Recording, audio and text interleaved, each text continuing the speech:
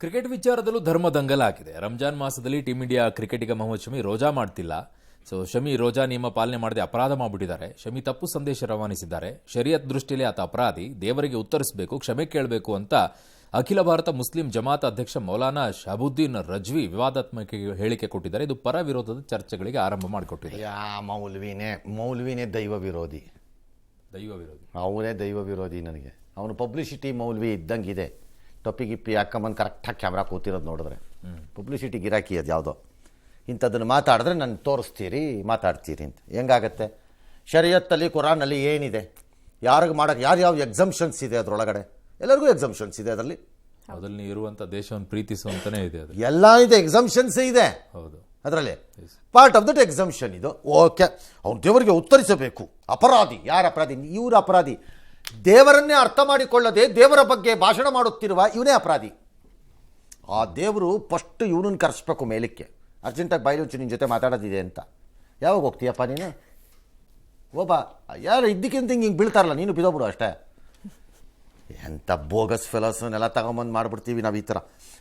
Plus ಈಗ ಅವ್ನು ದೇವ್ರಿಗೆ ಉತ್ತರ ಕೊಟ್ಟೆ ಅಂತಂದುಬಿಟ್ರೆ ನೀ ಏನಪ್ಪ ಚೆಕ್ ಮಾಡ್ತೀಯಾ? ಯಾರನ್ನ ಕೇಳೋದು? ಹಾಂ, ಯಾರನ್ನ ಕೇಳೋದು? ಏನು ಕೇಳ್ತೀಯಪ್ಪ ಆಗ? ಮೇಲೋಗಿ ಹೌದು, ನಾನು ಉತ್ತರ ಕೊಟ್ಟೆ ದೇವರಿಗೆ. ದೇವ್ರು ಹೇಳ್ದ ಇಟ್ಸ್ ಆಲ್ ರೈಟ್, ನೀನು ನಿನ್ನ ದೇಶಕ್ಕೋಸ್ಕರ ಮಾಡಿದ್ದೀಯಾ ಈ ಕೆಲಸನ, ನಾನು ಅದನ್ನು ಮನ್ನಿಸಿದ್ದೀನಿ, ನುಗ್ಗು ಮುನ್ನುಗ್ಗು, ಆ ದೇಶಕ್ಕೋಸ್ಕರ ಹೋರಾಡು ಅಂತ ಹೇಳಿದ್ದಾನೆ ಅಂತಂದ್ರೆ ನೀ ಏನಪ್ಪ ಮಾಡ್ತೀಯಾ?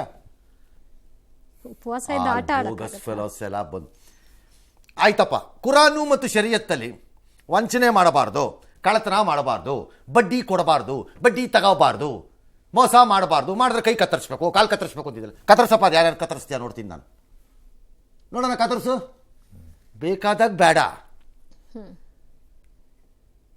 ಬೇಡ್ದಿದ್ದಾಗಿತ್ತು. ಅದಕ್ಕೆ ಹೇಳಿದ್ದು ಅವನ ಪಬ್ಲಿಸಿಟಿ ಗಿರಾಕಿ ಇವನು.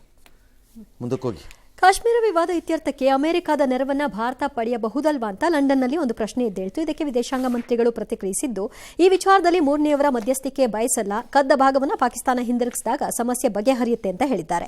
ಈ ಮಧ್ಯೆ ಭದ್ರತಾ ಕಾರಣ ಮುಂದಿಟ್ಟುಕೊಂಡು ಪಾಕಿಸ್ತಾನ ಮತ್ತು ಅಫ್ಘಾನಿಸ್ತಾನದ ಪ್ರಜೆಗಳ ಮೇಲೆ ಟ್ರಾವೆಲ್ ಬ್ಯಾನ್ ಮಾಡೋದಕ್ಕೆ ಟ್ರಂಪ್ ನಿರ್ಧಾರ ಮಾಡಿದ್ದಾರಂತೆ. ಆಯಿತು, ಅವರು POK ಕೊಟ್ಟಾಗ ನಾವು ನೋಡೋಣ, ಯಾವತ್ತೋ ಒಂದಿನ ಆಗತ್ತೆ. ಹೇಳಕ್ಕೆ ಬರಲ್ಲ.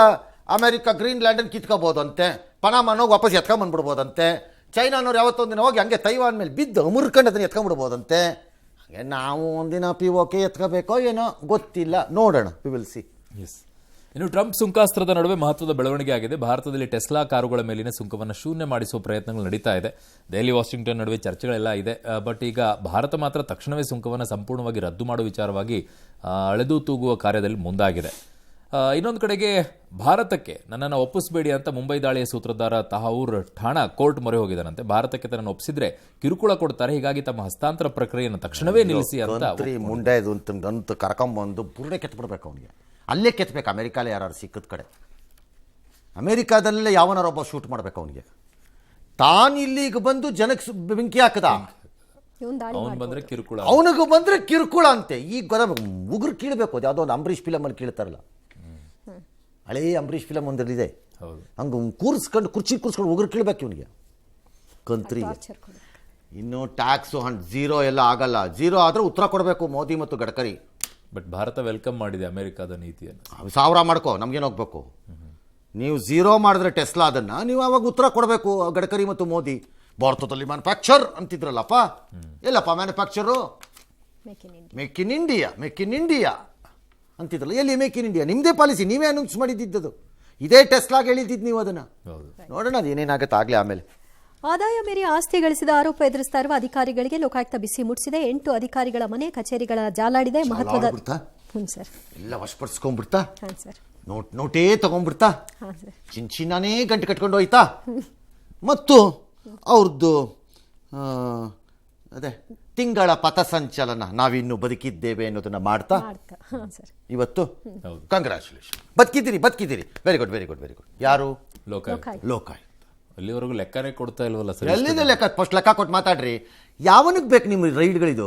ನೀವು ಅಷ್ಟೇ ಪಬ್ಲಿಸಿಟಿ. ಅದೇ ಬದುಕಿದ್ದೇವೆ ಎಂಬ ಮಾಸಿಕ ಪಥಸಂಚಲನ ಇವರದ್ದು.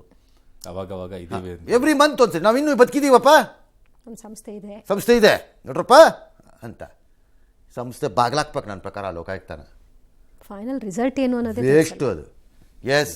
ತ್ರಿಭಾಷಾ ಸೂತ್ರದ ಹೇರಿಕೆ ವಿರುದ್ಧವಾಗಿ ತಮಿಳುನಾಡು ಸಿಎಂ ಎಂಕೆ ಸ್ಟಾಲಿನ್ ಇವತ್ತು ಕೂಡ ಮಾತನಾಡಿದ್ದಾರೆ. ನಾವು ಬಯಸ್ತಾ ಇರೋದು ಭಾಷೆಯ ಸಮಾನತೆ ಅಷ್ಟೇ, ಆದರೆ ಇದು ಕೂಡ ಅವರಿಗೆ ದಮನದಂತೆ ಕಾಣಿಸ್ತಾ ಇದೆ ಅಂತ ಅಸಮಾಧಾನಗೊಂಡಿದ್ದಾರೆ. ಇನ್ನು ತ್ರಿಭಾಷಾ ವಿಧಾನ ಬೆಂಬಲಿಸಿ ಬಿಜೆಪಿ ಚೆನ್ನೈನಲ್ಲಿ ಸಹಿ ಸಂಗ್ರಹ ಅಭಿಯಾನವನ್ನು ನಡೆಸಿತು.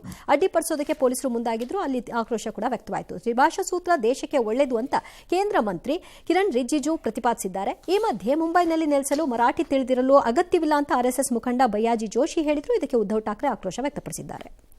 ಏನಿಲ್ಲ, ಕರೆಕ್ಟಾಗಿದೆ ಅವ್ರು ಹೇಳಿರೋದು. ಬಾಂಬೆಯಲ್ಲೂ ಬೇಡ, ಕರ್ನಾಟಕ ಬೆಂಗಳೂರಲ್ಲೂ ಬೇಡ.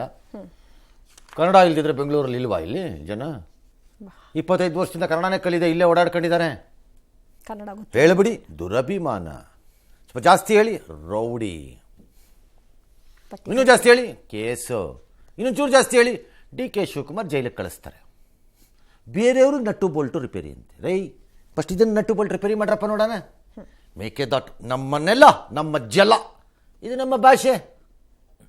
ಅದ್ಯಾಕೆ ಬಿಡ್ತೀರಾ? ಎಸ್.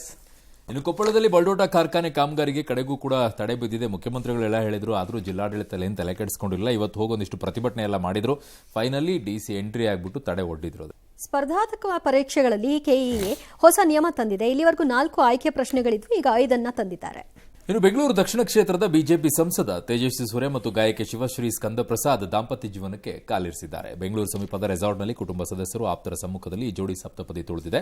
ಇವತ್ತು ಬೆಳಗ್ಗೆ ತುಲಾಲಗ್ನದಲ್ಲಿ ತೇಜಸ್ವಿ ಸೂರ್ಯ ಮಾಂಗಲ್ಯಧಾರಣೆ ಮಾಡಿದರು. ಕೇಂದ್ರ ಸಚಿವ ಸೋಮಣ್ಣ, ವಿಜಯೇಂದ್ರ ಎಲ್ಲರೂ ಕೂಡ ಹೋಗಿದ್ರು ಅಲ್ಲಿಗೆ. ಮಾರ್ಚ್ 9ಕ್ಕೆ ಬೆಂಗಳೂರು ಅರಮನೆ ಮೈದಾನದಲ್ಲಿ ಆರತಕ್ಷತೆಯನ್ನು ಹಮ್ಮಿಕೊಳ್ಳಲಾಗಿದೆ.